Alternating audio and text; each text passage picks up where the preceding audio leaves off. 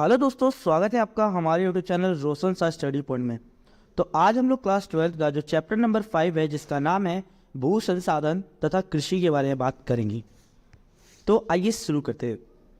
पहला बच्चों हमारा टॉपिक है कि भू संसाधन और कृषि का ऐसे मतलब क्या होता है। देखो, पहले अगर बात की जाए कि एक देश की सीमा के अंदर आने वाला जो स्थलीय क्षेत्र होता है, जो जमीन होती है या भू क्षेत्र होता है, उस क्षेत्र का क्या कहते हैं हम लोग? भू संसाधन कहते हैं। और सभी प्रकार के संसाधनों में से सबसे महत्वपूर्ण संसाधन कौन सा है बच्चों? भू संसाधन है। क्यों? क्योंकि ये मानव जीवन का क्या है बच्चों? आधार है। अगर मानव के लिए, निवास के लिए, कृषि के लिए, पशुपालन के लिए, इन सभी जरूरतों के लिए किसकी आवश्यकता होती है? भूमि की आवश्यकता होती है। तो इसीलिए मानव जीवन के लिए भू संसाधन एक महत्वपूर्ण कारक कह सकते हैं।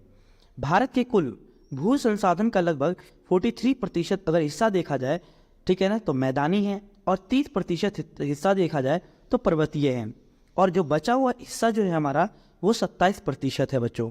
यानी अगर बात की जाए भू संसाधन केवल हमारे 43% है जहां मनुष्य रह सकता है।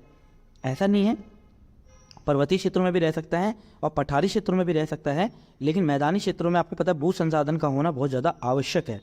ठीक है, क्योंकि अधिकांश लोग कहाँ रहते हैं? मैदानी क्षेत्रों में रहने की ज़्यादा प्राथमिकता देते हैं। इसके बाद आता है बच्चों, आखिर भारत में भू उपयोग श्रेणियाँ, अर्थात क्या मतलब होता है कि जो जमीन होती है यानी भूमि होती है, उनको किन किन मतलब कार्यों में प्रयोग लिया जाता है। भू राजस्व विभाग द्वारा क्या किया गया है? भारत में भूमि के उपयोग के अनुसार भूमि को निम्नलिखित भागों में बांटा गया है। जैसे हमारा बच्चों पहला आता है वनों के अधीन क्षेत्र। इस वर्ग में बच्चों ऐसे क्षेत्र आते हैं जहां वर्तमान में क्या होते हैं? वन मौजूद होते हैं, और जहां पर भविष्य के लिए क्या होते हैं? वनों का विकास किया जाता है। दोनों क्षेत्रों को इसमें शामिल किया जाता है। जैसे वनों को भी शामिल किया जाता है और भविष्य में वनों के विकास के लिए भी इसके अंदर कई सारे काम किए जाते हैं, जिसे हम वनों के अधीन क्षेत्र कहा जाता है। नेक्स्ट आता है बच्चों बंजर एवं व्यर्थ भूमि। यानी ये क्या होती है बच्चों? इस वर्ग में उस भूमि को शामिल किया जाता है जो वर्तमान प्रौद्योगिकी यानी जो हमारे पास टेक्नोलॉजी है उसकी मदद से हम उसे दोबारा कृषि योग्य नहीं बनाया जा सकता। ठीक है ना, यानी वर्तमान प्रौद्योगिकी की सहायता से जिस भूमि को हम दोबारा कृषि योग्य नहीं बना सकते उसे बंजर एवं व्यर्थ भूमि कहते हैं। अगर उदाहरण के लिए देखा जाए तो बंजर क्षेत्र हो गए, पहाड़ी क्षेत्र हो गए, मरुस्थलीय क्षेत्र हो गए, तो ये सभी क्षेत्र जो होते हैं बच्चों ये बंजर एवं व्यर्थ भूमि के अंतर्गत आते हैं। नेक्स्ट आता है गैर कृषि कार्यों में प्रयुक्त भूमि। इस वर्ग में क्या होता है? ऐसे भूमि को शामिल किया जाता है जो वर्तमान में कृषि के अलावा सभी कार्य होते हो। कहने का मतलब क्या है? यानी ऐसी भूमि जिस पर कृषि को छोड़कर बाकी सभी क्रियाकलाप होते हैं उसे गैर कृषि कार्यों में प्रयुक्त भूमि कहते हैं। जैसे अगर बात की जाए कोई जमीन है जिस पर मानव बस्तियां हैं, सड़कें हैं, नहरें हैं, उद्योग हैं, दुकानें हैं, तो ये सभी जो बच्चे होता है वो गैर कृषि कार्यों में प्रयुक्त भूमि के अंतर्गत आता है। नेक्स्ट आता है बच्चों हमारा स्थायी चारागाह क्षेत्र। इस प्रकार की भूमि का उपयोग चारागाह क्षेत्र के रूप में किया जाता है, और इस पर मुख्य रूप से अगर देखा जाए तो ग्राम पंचायत और सरकार का क्या होता है? अधिकार होता है स्थायी चारागाह क्षेत्र में। ठीक है, पांचवी हमारी जो भूमि आती है वो तरु फसलों व उपवनों के अंतर्गत क्षेत्र आता है। इस वर्ग में वह क्षेत्र शामिल होते हैं या वह भूमि शामिल होती है जिस पर बहुत सारे उद्यानों या फलदार वृक्ष लगे होते हैं। क्या लगे होते हैं बच्चों? फलदार वृक्ष। इस प्रकार की भूमि पर मुख्य रूप से निजी क्षेत्र का स्वामित्व होता है। आपने देखा होगा आम के बागान देखा होगा, है ना, तो जो आम के बागान या अन्य सारे जो बागान होते हैं फलों के, तो ये सभी क्या आते हैं बच्चों? तरु फसलों एवं उपवनों के अंतर्गत जो क्षेत्र होते हैं उसमें शामिल किए जाते हैं। नेक्स्ट आता है बच्चों कृषि योग्य व्यर्थ भूमि। ठीक है, अब कृषि योग्य व्यर्थ भूमि का मतलब क्या है बच्चों? कि यानी इस वर्ग में क्या होता है? ऐसी भूमि को शामिल किया जाता है जिस पर क्या हो पिछले 5 साल से अधिक समय तक कृषि ना की गई हो। ठीक है, और वर्तमान तकनीक से हम दोबारा उसे कृषि योग्य बना सकते हैं। 5 सालों से हमने खेती नहीं की गई हो, यानी खेती ना की गई हो उस जमीन पर, ठीक है, लेकिन हम दोबारा क्या कर सकते हैं? उसे सुधार करके कृषि योग्य बनाया जा सकता है। उसे हम कृषि योग्य व्यर्थ भूमि के नाम से जाना जाता है। नेक्स्ट आता है बच्चों वर्तमान प्रतिभूमि। वर्तमान प्रतिभूमि का अर्थ क्या होता है? इस वर्ग में ऐसी भूमि को शामिल किया जाता है जो 1 वर्ष या उससे कम समय तक क्या कृषि रहित हो, यानी 1 साल से कम समय तक जिस जमीन पर खेती ना की गई हो उसे वर्तमान प्रतिभूमि के नाम से जाना जाता है। ठीक है बच्चों, इसके साथ साथ एक आता है पुरातन प्रतिभूमि। पुरातन प्रतिभूमि का अर्थ क्या होता है? इस वर्ग में ऐसी भूमि को शामिल किया जाता है जो 1 वर्ष से अधिक है क्या होता है और 5 साल से कम समय तक कृषि रहित हो, यानी एक ऐसी जमीन जिस पर 1 वर्ष से ज़्यादा और 5 साल से कम समय तक खेती ना की गई हो, उसे पुरातन प्रतिभूमि के नाम से जाना जाता है। अब आता है हमारा निवल बोया गया क्षेत्र। यह वह भूमि है जिस पर क्या होता है वर्तमान समय में फसल उगाई गई हो, वर्तमान समय में, और काटी जा रही हो, यानी एक भूमि पर वर्तमान में फसलें बोई गई और काटी गई, तो उस क्षेत्र को हम निवल बोया गया क्षेत्र के नाम से जाना जाता है। नेक्स्ट आता है बच्चों स्वामित्व के आधार पर भूमि का वर्गीकरण। यानी अगर बात की जाए ऑनरशिप के आधार पर या स्वामित्व या अधिकार के आधार पर भूमि को कितने भागों में बांटा गया है, तो पहला आता है निजी भू संपत्ति। यानी इसमें क्या होता है बच्चों, वह भूमि जिस पर एक व्यक्ति या व्यक्तियों के समूह का स्वामित्व या अधिकार होता है वो निजी भू संपत्ति कहलाता है। ठीक है, जिस पर केवल एक व्यक्ति हो या किसी एक कंपनी या समूह द्वारा क्या किया जाता हो, नियंत्रण किया जाता हो, उसे निजी भू संपत्ति के नाम से। अब आते हैं, बात करते हैं हमारे नेक्स्ट आता है बच्चों साझा भू संपत्ति। अब साझा भू संपत्ति का अर्थ क्या होता है? यानी साझा भू संपत्ति जिस पर किसी एक व्यक्ति या व्यक्तियों के समूह का अधिकार नहीं होता, बल्कि क्या होता है सभी समाज के अधिकार होता है, उसे हम साझा भू संपत्ति के नाम से जाना जाता है। ठीक है ना। साझा भू संपत्ति संसाधन को सामुदायिक प्राकृतिक संसाधन भी कहा जाता है, क्योंकि इसका उपयोग क्या होता है संपूर्ण समाज के द्वारा किया जाता है बच्चों। और साझा भू संपत्ति द्वारा क्या होता है, गांव के जो भूमिहीन किसान होते हैं जिनके पास जमीन नहीं होती, वो क्या करते हैं, इसका ज़्यादातर फायदा उठाते हैं, क्योंकि क्या होता है वह अपने जीवन यापन के लिए मुख्य रूप से पशुपालन पर निर्भर रहते हैं। इस प्रकार के भू संपत्ति मुख्य रूप से पशुओं के लिए क्या होता है बच्चों, ऐसी ज़मीन जो होती है वो पशुओं के लिए क्या उपलब्ध कराती है, चारा उपलब्ध कराती है, घरेलू उपयोग के लिए ईंधन उपलब्ध कराती है, और अन्य उत्पाद जैसे फल उपलब्ध कराती है, औषधियाँ उपलब्ध कराता है, पौधे हो गए, रेशे हो गए, ये सभी चीज़ें क्या होती है उपलब्ध कराती हैं। ठीक है, और इस प्रकार की चीज़ों को हम क्या कहते हैं, साझा भू संपत्ति के नाम से जाना जाता है। नेक्स्ट आता है बच्चों भारत की फसल ऋतुएं। अगर आप ध्यान दीजिएगा तो आपको पता होगा भारत में मुख्यतः 3 फसल ऋतु में, भारत की जो ऋतुएं हैं वो 3 फसल ऋतुओं में बांटा गया है, रबी, खरीफ, जायद। ठीक है ना। चलिए इन तीनों के बारे में, विशेषताओं के बारे में बात करते हैं। तो पहले बात करते हैं बच्चों खरीफ फसल ऋतु की। तो आप सभी बताएं खरीफ फसल ऋतु की फसलें जो मुख्य रूप से क्या होते हैं बच्चों, जून से सितंबर के बीच क्या होती है, दक्षिण पश्चिमी मानसून के साथ बोई जाती है। कब बोई जाती है बच्चों, जून से सितंबर में क्या होता है, दक्षिण पश्चिमी मानसून के साथ। जो दक्षिण पश्चिम से जो हमारे भारत में मानसून का मतलब आना शुरू होता है, उस समय क्या होती है इस प्रकार यानी खरीफ फसल का उत्पादन किया जाता है। इसके साथ साथ उत्तरी भारत में इस ऋतु में मुख्य रूप से क्या किया जाता है बच्चों, चावल, कपास, बाजरा, मक्का, ज्वार, अरहर जैसी फसलों को बोया जाता है। या सामान्य भाषा में ये कहा जा सकता है कि इनमें उन फसलों को बोया जाता है जिन्हें जल की आवश्यकता ज़्यादा होती है। जबकि अगर देखा जाए दक्षिण भारत में मुख्य रूप से चावल, मक्का, रागी, ज्वार, मूंगफली इस प्रकार की ऋतु में ये फसलें बोई जाती हैं। और खरीफ फसल ऋतु याद रखना बच्चों एक मानसूनी फसल ऋतु है। इस प्रकार से हम कह सकते हैं बच्चों खरीफ फसल ऋतु एक हमारे लिए बहुत महत्वपूर्ण फसल ऋतु के नाम से जाना जाता है। अब बात करते हैं बच्चों रबी फसल ऋतु की। तो रबी ऋतु की अगर बात की जाए, ये इसमें क्या होता है, रबी फसल ऋतु में क्या होता है, अक्टूबर से नवंबर लेकर मार्च और अप्रैल के मध्य इसमें फसलें बोई जाती हैं। और उत्तर भारत में इस ऋतु में क्या होता है, गेहूं, चना, सरसों जैसी फसलों को बोया जाता है। अर्थात अगर बात की जाए कि इनमें उन फसलों को बोया जाता है जिन्हें जल की आवश्यकता कम होती है। जबकि दक्षिण भारत में चावल, मक्का, रागी, मूंगफली जैसी फसलें यहाँ दक्षिण भारत में ज़्यादा बोई जाती हैं। ठीक है बच्चों। इसके साथ साथ अगर बात की जाए रबी फसल क्या है बच्चों, एक उष्णकटिबंधीय फसल ऋतु है। ठीक है बच्चों, क्या है, उष्णकटिबंधीय क्या है फसल ऋतु है। ठीक है, तो ये रबी फसल की विशेषता होती है। तीसरा बच्चों आता है हमारा जायद फसल ऋतु। जायद क्या है बच्चों, एक अल्पकालीन फसल ऋतु है। अल्पकालीन का मतलब क्या होता है, ये बहुत छोटे समय के लिए होता है। इसका अगर बात की जाए, इसका समय अगर देखा जाए मुख्य रूप से अप्रैल से जून तक होता है। यानी इसमें क्या होता है, अप्रैल से जून तक इसमें फसलें बोई जाती हैं। इस ऋतु में उत्तर भारत में वनस्पति, सब्जियां, फल और चारे वाली फसलें बोई जाती हैं। ठीक है ना। इसके साथ साथ अगर देखा जाए इसके साथ साथ अगर देखा जाए ना कि इजायत फसल ऋतु में क्या होता है कि ककड़ी, खीरा, तरबूजा, खरबूजा इस प्रकार के फसलें भी बोई जाती हैं जायद फसल ऋतु में। अब बात करते हैं बच्चों भारत में कृषि के प्रकार। तो अगर बच्चों बात की जाए भारत में 2 प्रकार की कृषि होती है, एक होती है सिंचित कृषि और एक होती है वर्षा निर्भर कृषि, जिसे हम परौनी कृषि के नाम से जाना जाता है।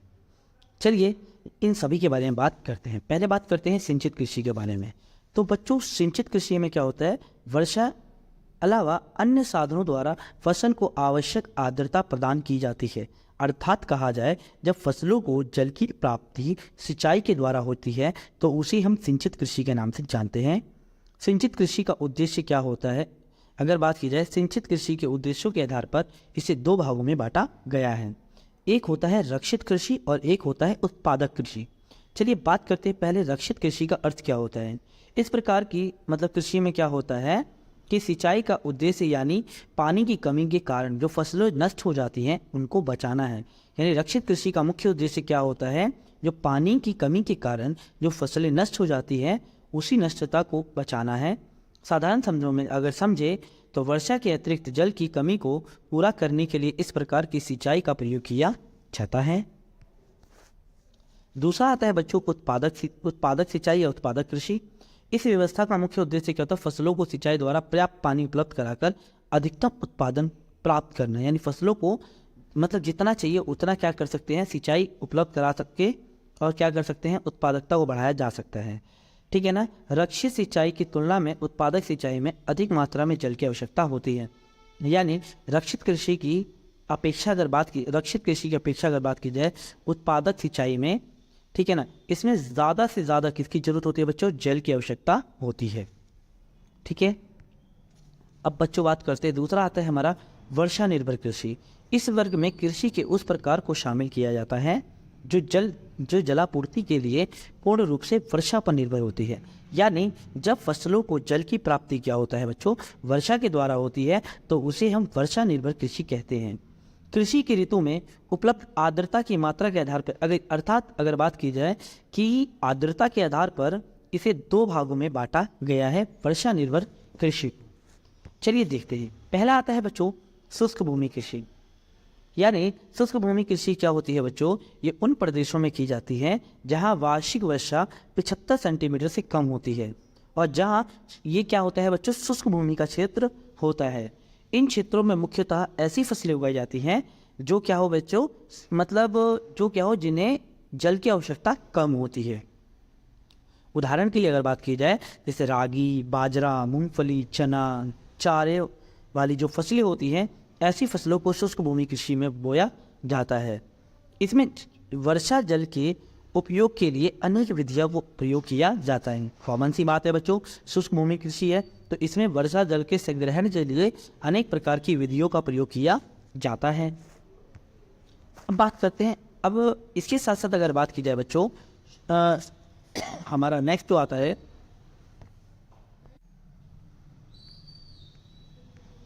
बच्चों आर्द्र भूमि कृषि। आर्द्र का सबसे ही समझ में आ रहा है जिसका अर्थ होता है नमी। यानी ऐसे क्षेत्र जहां पर वर्षा 75 सेंटीमीटर से, यानी वर्षा क्या होता है ऋतु में वर्षा पौधों की जरूरत अधिक होती है, आर्द्र भूमि कृषि क्षेत्र कहलाती है। ठीक है। इन क्षेत्रों में मुख्य रूप से वह फसलें बच्चों उगाई जाती है जिन्हें पानी की मात्रा यानी ज़्यादा होती है। उदाहरण के लिए चावल, जूट, गन्ना, ऐसी फसलें आर्द्र भूमि कृषि की मुख्य विशेषता है और ये उन क्षेत्रों में बोया जाता है जहाँ 75 सेंटीमीटर से कम ज़्यादा वर्षा होती है।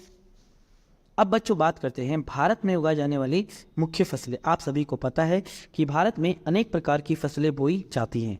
तो चलिए बात करते हैं भारत में उगाई जाने वाली मुख्य फसलों की विशेषताओं के बारे में। भारत में मुख्य रूप से खाद्यान्न, तिलहन, रेशेदार फसलें और कई अन्य फसलें उगाई जाती हैं।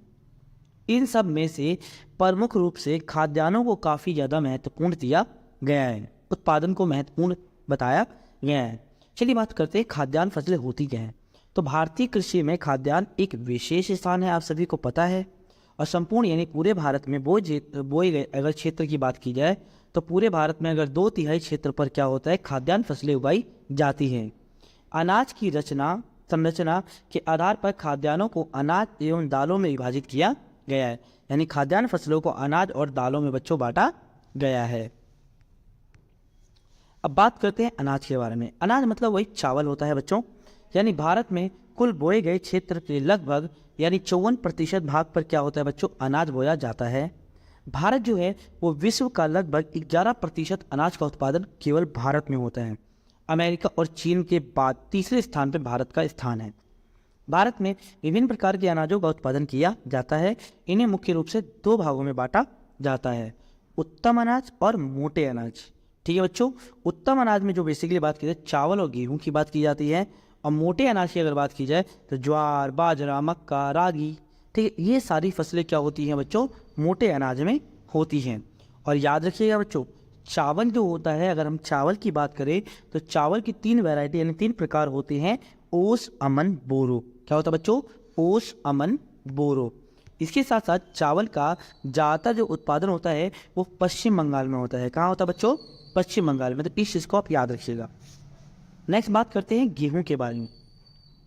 तो आप सभी को पता होगा भारत का दूसरा स्थान है अनाज में यानी गेहूं के उत्पादन में, और भारत का विश्व में लगभग 11.7% गेहूं का उत्पादन केवल भारत करता है। देश के कुल क्षेत्र लगभग अगर बताया जाए 14% भाग पर गेहूं की कृषि की जाती है। भारत में मुख्य रूप से उत्तर प्रदेश, मध्य प्रदेश, पंजाब, हरियाणा, राजस्थान में गेहूं का उत्पादन सबसे ज़्यादा होता है। अगर सबसे ज़्यादा कहा जाए बच्चे यूपी में है। पंजाब और हरियाणा में गेहूं की उत्पादकता सबसे अधिक होती है। कहाँ होती है बच्चों, पंजाब और हरियाणा में। अब बात करते हैं ज्वार के बारे में। आपने सुना होगा ज्वार के बारे में। कुल क्षेत्र का लगभग 5.3% भाग पर क्या होता है बच्चों, ज्वार बोया जाता है। भारत में मुख्य रूप से कर्नाटक, मध्य प्रदेश, आंध्र प्रदेश, तेलंगाना, महाराष्ट्र जैसे राज्यों में क्या होता है, ज्वार की खेती की जाती है। पूरे भारत का लगभग आधे से ज़्यादा ज्वार क्या होता है, उत्पादन अकेला महाराष्ट्र करता है। यानी सबसे ज़्यादा ज्वार का उत्पादन कहाँ होता है बच्चों, महाराष्ट्र में किया जाता है। ये भी एक तरीके से मुख्य फसल हम कह सकते हैं अनाज में। नेक्स्ट आता है बच्चों बाजरा। भारत के कुल बोए गए क्षेत्र में लगभग 5.2% हिस्से पर किसका है बच्चों, बाजरा उगाया जाता है। इसे मुख्य रूप से महाराष्ट्र, गुजरात, उत्तर प्रदेश, राजस्थान, ठीक है, और हरियाणा जैसे राज्यों में बोया जाता है। ठीक है, और ये बाजरा भी हमारे लिए काफ़ी इंपॉर्टेंट यानी महत्वपूर्ण माना जाता है। इसके साथ साथ नेक्स्ट आता है बच्चों तिलहन। यानी खाद्य तेल के उत्पादन के लिए अगर बात की जाए, तिलहन की खेती काफ़ी ज़्यादा उत्पादन की जाती है बच्चों। ठीक है, और अगर बात की जाए खेती यानी तिलहन की खेती कहाँ कहाँ की जाती है बच्चों, जैसे मालवा का पठार हो गया, गुजरात, तेलंगाना, आंध्र प्रदेश जैसे राज्यों में क्या की जाती है, जैसे तिलहन का फसल ज़्यादा की जाती है। तिलहन का मतलब क्या होता है बच्चों, तिल वाली फसलें जिससे हमें तेल मिले। ठीक है ना, और देश की अगर बात किया कुल बोए गए क्षेत्र में लगभग 14% भाग क्या होता है बच्चों, तिल का होता है।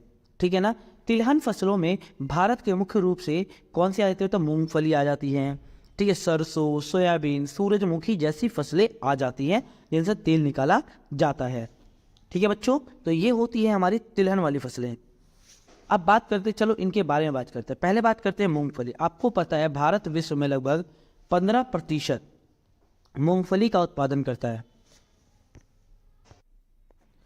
अच्छा, मूंगफली की अगर बात की जाए तो अगर मूंगफली की बात की जाए तो भारत विश्व में लगभग 15% मूंगफली का उत्पादन करता है, केवल भारत। ये भारत के कुल बोए गए क्षेत्र का लगभग 3.6% क्षेत्र किसमें आता है बच्चों, मूंगफली के उत्पादन में आता है। गुजरात, राजस्थान, तमिलनाडु, आंध्र प्रदेश क्या है बच्चों, मूंगफली के उत्पादन में अग्रणी राज्य हैं। यानी इन क्षेत्रों में मूंगफली का उत्पादन सबसे ज़्यादा किया जाता है। अब बात करते हैं बच्चों अन्य फसलों में। यानी अन्य फसलों में अगर देखा जाए तो सोयाबीन और सूरजमुखी भारत के अन्य महत्वपूर्ण तिलहन हैं। सोयाबीन मुख्य रूप से मध्य प्रदेश, गुजरात में बोया जाता है, और ये दोनों ही राज्य मिलकर पूरे देश का लगभग 90% सोयाबीन का उत्पादन करते हैं। कौन बच्चों, मध्य प्रदेश और महाराष्ट्र। सूरजमुखी की जो अगर बात की जाए फसल मुख्य रूप से राजस्थान, कर्नाटक, आंध्र प्रदेश, तेलंगाना और इससे जुड़े महाराष्ट्र के कुछ भागों में सबसे ज़्यादा किसकी उत्पादन किया जाता है बच्चों, सूरजमुखी की फसल का उत्पादन किया जाता है। और सूरज की मुखी फल के जो सूरजमुखी जो फूल होता है ना बच्चों, उसी से ही क्या होता है, सरसों का तेल बनता है। अब बात करते हैं बच्चों रेशेदार फसलें। तो भारत में कपड़ा, थैला, बोरा या अन्य प्रकार के जो सामान बनाने के लिए रेशेदार फसलों का प्रयोग किया जाता है। कपास तथा जूट भारत की दो प्रमुख रेशेदार फसलें हैं। कौन सी बच्चों? कपास और जूट क्या है? भारत की दो प्रमुख रेशेदार फसलें हैं। अगर बात की जाए कपास के बारे में, तो आप सभी को पता है कपास के उत्पादन में चीन के बाद भारत का क्या है? भारत जो है वो विश्व में दूसरा स्थान है भारत का।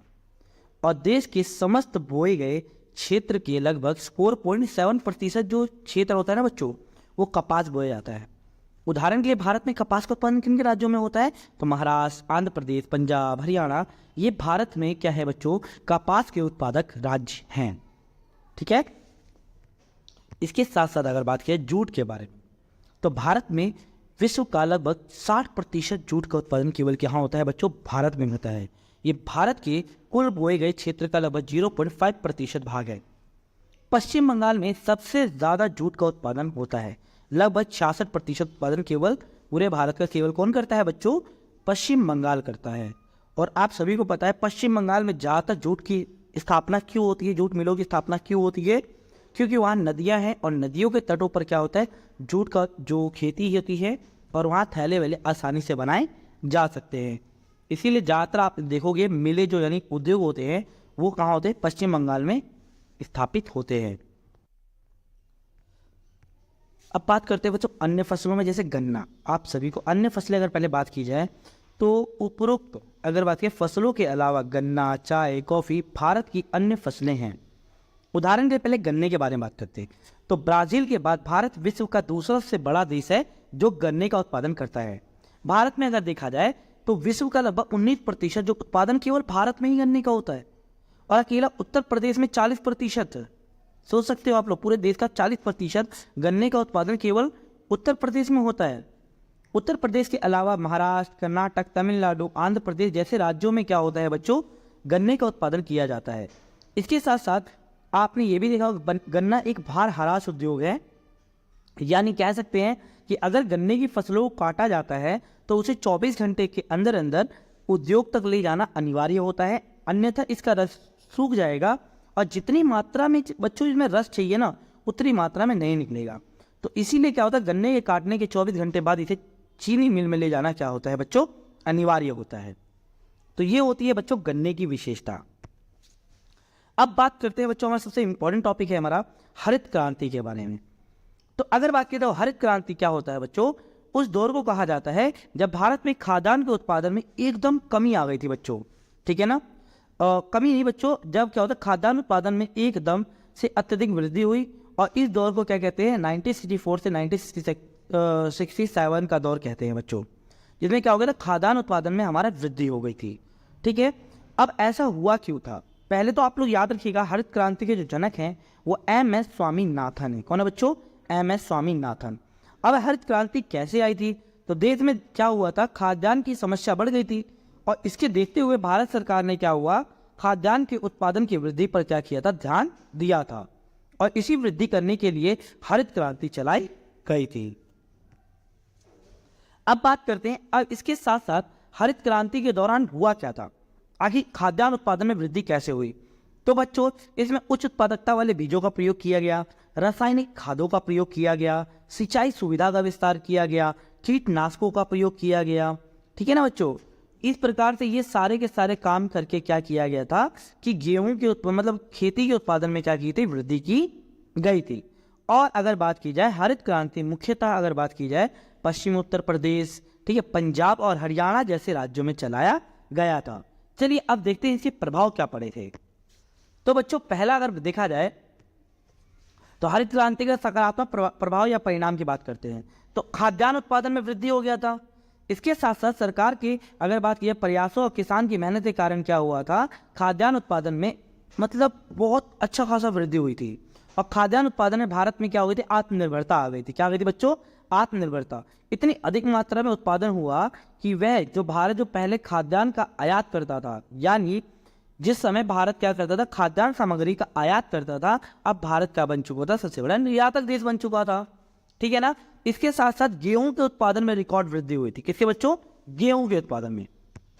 अब बात करते हैं हरित क्रांति के नकारात्मक प्रभाव। तो इसके अगर बोला जाए, ये केवल क्या हुआ था, ये इसमें मुख्य किस्में कौन सी फसल थी बच्चों, चावल, गेहूं, ये ही केवल फसलों में क्या हुआ था, वृद्धि हुआ था। और हरित क्रांति के प्रभाव कुछ क्षेत्रों तक ही सीमित था, जैसे उत्तर प्रदेश, पंजाब, ठीक है, हरियाणा जैसे राज्यों तक ही सीमित था। इसके साथ साथ अमीर किसानों और गरीब किसानों के बीच क्या हो गया था, फासला बढ़ गया था। क्योंकि क्या हुआ था, मतलब अगर बात की जाए, हरित क्रांति का फायदा पूरे भारत को नहीं हुआ था, इससे बड़े बड़े उद्योगों को ज़्यादा, या उद्योगपति जो होते हैं ना, उन्हें ज़्यादा क्या हुआ था बच्चों, प्रॉफिट यानी लाभ हुआ था। हरित क्रांति का लाभ सभी लोगों को नहीं हुआ था। तो ये थे बच्चों हरित क्रांति के सकारात्मक और नकारात्मक प्रभाव या परिणाम। अब बात करते हैं कि भारतीय कृषि की समस्याएं, यानी भारतीय किसानों के समक्ष कौन कौन सी समस्याएं हैं। ये बहुत ज़्यादा इंपॉर्टेंट है, पेपर में कई बार बार पूछा जाता है। तो बच्चों पहला आता है मानसून पर निर्भरता। आप सभी को पता है कि भारत में क्या है, मानसून की अनिश्चितता है, यानी कभी कभी तो क्या होता है, वर्षा बहुत ज़्यादा हो जाती है और कभी कभी क्या होता है बच्चों, वर्षा बहुत कम या होती ही नहीं है। तो यानी मानसून पर क्या है, किसान क्या है, निर्भर है, जिसके कारण कई बार क्या होती है, किसानों की फसलें खराब हो जाती हैं, जो एक मुख्य समस्या है। दूसरा आता है निम्न उत्पादकता, यानी किसानों के पास क्या होता है, जैसे उत्पादन तो करते हैं लेकिन उत्पादन की मात्रा क्या होती है बच्चों, निम्न होती है। इसके तीसरा आता है संसाधनों की कमी, यानी किसानों के पास संसाधन अभी उपलब्ध नहीं है खेती के लिए। बहुत सारे किसानों के पास मतलब अच्छे संसाधन नहीं उपलब्ध हो पाते खेती करने के लिए। इसके साथ साथ अन्य पॉइंट भी आप बोल सकते हो, जैसे आप बोल सकते हो ऋणग्रस्तता। ऋणग्रस्तता का अर्थ क्या होता है बच्चों, ऋणग्रस्तता का अर्थ होता है कि जब क्या किसान क्या होता है, बैंकों से ऋण ले लेता है फसलें करने के लिए, लेकिन अगर खेती करने के लिए, लेकिन अगर उस समय उसकी खेती नहीं हो पाती है, जिसके कारण क्या होता है कि फसलें किसी कारणवश खराब हो जाती है, तो वो क्या होता है, बैंक के ऋण के तले क्या होता है, दबता चला जाता है। तो ऋणग्रस्तता एक महत्वपूर्ण कमी है या समस्या है। इसके साथ साथ भू निम्नीकरण भी एक मुख्य समस्या है, क्योंकि कई किसानों की जमीनें उपजाऊ नहीं हो पाती हैं, यानी भूमि की उपजाऊ क्षमता का ह्रास क्या कहलाता है बच्चों, भू निम्नीकरण कहलाता है। ये भी क्या है बच्चों, एक महत्वपूर्ण समस्या है किसानों के लिए, ठीक है। इसके साथ साथ छोटी खेत विखंडित जोत, इसका अर्थ क्या होता है बच्चों कि यानी किसानों के पास जमीन तो है लेकिन बहुत सारे टुकड़ों में बटी हुई है, तो किसानों को ज़्यादा मेहनत करना पड़ता है, तो ये भी एक समस्या है। तो ये है बच्चों भारतीय किसानों की मुख्य समस्याएं। तो इसमें हमने पूरे की पूरी चैप्टर हमने डिस्कस कर लिया है। अगर बच्चों आपको इस चैप्टर से कोई भी डाउट होता है या अगर कोई भी क्वेश्चन का डाउट है तो आप हमें कमेंट बॉक्स में लिख सकते हैं। अगर आपको वीडियो अच्छी लगी हो तो वीडियो को लाइक, शेयर, सब्सक्राइब जरूर करें। इसके साथ अब बात करते हैं बच्चों, स्वतंत्रता प्राप्ति के पश्चात भारत सरकार ने क्या किया था, खाद्यान्नों के उत्पादन को बढ़ाने के लिए आखिर कौन से कदम उठाए थे, ठीक है ना। तो इसमें बहुत सारे कदम उठाए थे। पहला काम क्या किया था बच्चों, भारत सरकार ने व्यापारिक फसलों के स्थान पर बच्चों खाद्यान्न फसलों को ज्यादा बढ़ावा दिया था। दूसरा क्या किया गया था बच्चों, कृषि गहनता में वृद्धि की गई, यानी कृषि पर ज्यादा जोर दिया गया था। इससे क्या, जो कृषि योग्य बंजर भूमि थी या परती भूमि थी, उसे दोबारा कृषि योग्य भूमि में परिवर्तित कर दिया गया था। और 1950 के दशक में प्रारंभ में देश में खाद्यान्न उत्पादन बढ़ाने के लिए क्या किया गया बच्चों, कुछ योजनाएं चलाई गई, जैसे गहन कृषि जिला कार्यक्रम IADP तथा गहन कृषि क्षेत्र कार्यक्रम IAAP, ठीक है। इसकी शुरुआत की गई, जिससे क्या हुआ, कृषि में क्या हुआ, बढ़ावा मिला था। और ये वाला क्वेश्चन बच्चों अभी आपके पेपर में भी ये क्वेश्चन आया था, ठीक है ना। अगर आपको वीडियो अच्छी लगी हो तो वीडियो को लाइक, शेयर, सब्सक्राइब जरूर करें। इसके साथ साथ अगर आपको वीडियो से रिलेटेड कोई भी डाउट हो तो आप हमें कमेंट बॉक्स में लिख सकते हैं।